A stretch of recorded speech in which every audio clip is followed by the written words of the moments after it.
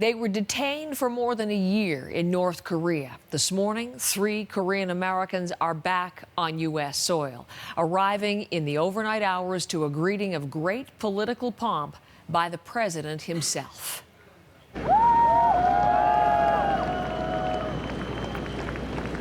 Donald Trump making a show of being on the tarmac in the early hours at Joint Base Andrews, calling the moment a gesture of goodwill by North Korea, and setting the stage potentially for his landmark summit with leader Kim Jong-un. I really think he wants to do something and bring that country into the real world. I really believe that. It's never been taken this far. There's never been a relationship like this, and we're starting from here. So is this genuine goodwill warming relations between adversaries for nearly 70 years? Michael Serapio is going to begin our coverage of this morning. Michael.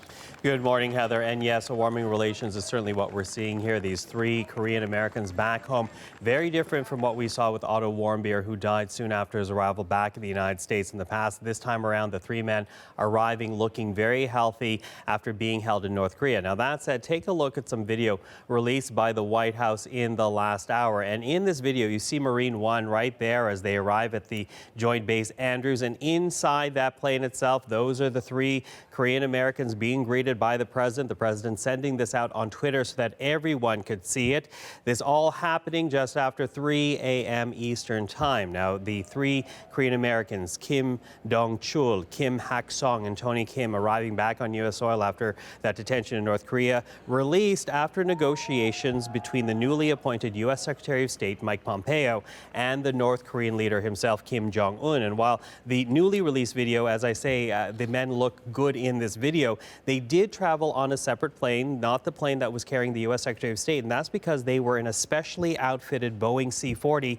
They took that plane back to the United States because it was actually equipped with medical equipment. They were receiving a medical evaluation right away, including, according to some reports, the first of what's expected to be many therapy sessions. Now, that said, their release does signal a warming between the U.S. and North Korea, continuing warming of that relationship. And as the 2 countries prepare for a historic summit, the president, Donald Trump, did outline some of his goals earlier today, if and when that meeting takes place. Take a listen to the U.S. president.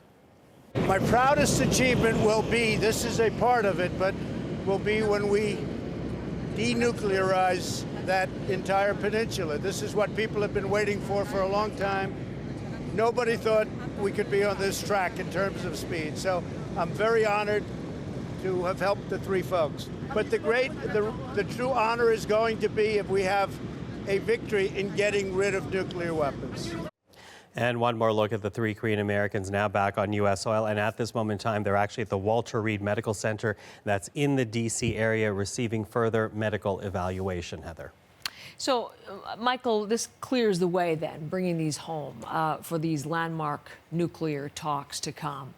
I'm wondering, though, Donald Trump has talked about that the where and the when has been set, and yet we don't know that. Any clear indication of this? You're right. Still a lot of question marks. Although if you go by one report, and this is CNN earlier today, they are now saying that they have spoken to people who believe that White House officials, who say that White House officials have been given the go-ahead to plan out that historic talk. And as to the where, well, according to CNN, take a look at some of the video for that. They believe these talks will take place in Singapore. Again, this is from sources that CNN has spoken to.